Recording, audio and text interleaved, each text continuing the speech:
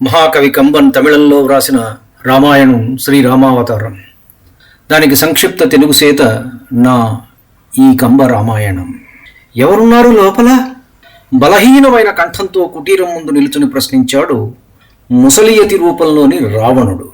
ఆ కంఠధ్వని వినడంతోనే పక్షులు రెక్కలు టపటపలాడించడం కూడా మానివేసి నిశ్శబ్దంగా దూరంగా వెళ్ళిపోయాయి. పశువులు, మృగాలు గిట్టల చప్పుడు కూడా వినపడనంత నెమ్మదిగా నడుస్తూ అడవిలోకి వెళ్ళి దాక్కున్నాయి. పడగలెత్తిన పాములు ఠక్కున ముడుచుకుని జరజర ప్రాకుతూ ఎక్కడివక్కడ పుట్టలలో దూరిపోయాయి. ఆకుల గలగలలు వినవస్తే ఎక్కడ తమను నరుకుతాడో అని భయంగా ముడుచుకుపోయాయి చెట్లన్నీ. ఆ ప్రాంతమంతటా విచిత్రమైన నిశ్శబ్దం ఆవరించింది.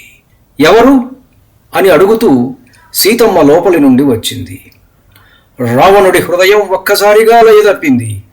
ఆ సౌందర్య ప్రభలు కనులకు సోకిన వెంటనే, నా 20 కనులు సరిపోవు ఈమె సౌందర్య మధువులు గ్రోలటానికి అని బాధపడటం మొదలుపెట్టాడు. తనకు 1000 కన్నులెందుకు ఇచ్చి పుట్టించలేదని బ్రహ్మదేవుడి మీద కోపగించుకున్నాడు కూడా. నేను మాత్రం తపస్సు చేత 1000 కళ్ళెందుకు సంపాదించుకునలేదో అని మనస్సులో మదనపడ్డాడు. భర్త గురించిన ఆందోళనలో ఉన్న ఈ సమయంలోనే ఈవిడ సౌందర్యం ఇన్ని మెరుపులీనుతున్నదంటే ఆవిడ ఆనందంగా ఉన్న సమయంలో ఇంకెంత అద్భుతంగా ఉంటుందో కదా. ఇంత అందం ఇక్కడ ఉన్నదని నాకు ఎరుకపరచిన శూర్పణఖకు నా రాజ్యమంతా ధారపోసి నేను నా జీవితాన్ని ఈ సుందరి సేవలో గడుపుతాను. ఈమె సౌందర్య లహరిలో ఈదడానికి నా 3,50,00,000 దినముల జీవితము సరిపోదు. ఈ విధంగా కోరికల తరంగాలు ఉవ్వెత్తున ఉప్పెనలా లేచి రావణుడిని ముంచెత్తుతున్నాయి. ఎదురుగా నిలుచున్నవాడు లోక కంటకుడు అని తెలియని సీతమ్మ తన కంట నీరు తుడుచుకుంటూ ఆహ్వానించింది. రావణుడి మస్తిష్కము కాంక్షతో రగిలిపోతున్నది. సీతమ్మను చూస్తూ నిలుచున్నాడు. ఎదుట నిలుచున్న తాపసిని చూసింది సీతాదేవి. చీరచెంగుతో కంటనీరు తుడుచుకొని అతిథిని ఆహ్వానించి వెదురుతో చేసిన ఆసనం మీద కూర్చుండజేసి కుశల ప్రశ్నలు వేసింది. ఎవరి ఆశ్రమం ఇది? ఇతడ నివసించే ఋషి ఎవరు అని ప్రశ్నించాడా కపట సన్యాసి. ఇది దశరథ మహారాజు గారి పెద్ద కొడుకు శ్రీరాముడు నివసించే ఆశ్రమము. తల్లి కోరిక తీర్చడానికి తమ్ముడితో కలిసి అరణ్యవాసం చేస్తున్నాడు ఆయన.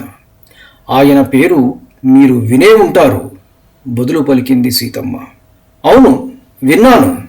నేను ఒకసారి కోసల దేశానికి వెళ్ళాను కూడా. మరి నీవెవరు అడిగాడు రావణుడు. నేను మిథిలాధీశుడు జనకుడి పుత్రికను.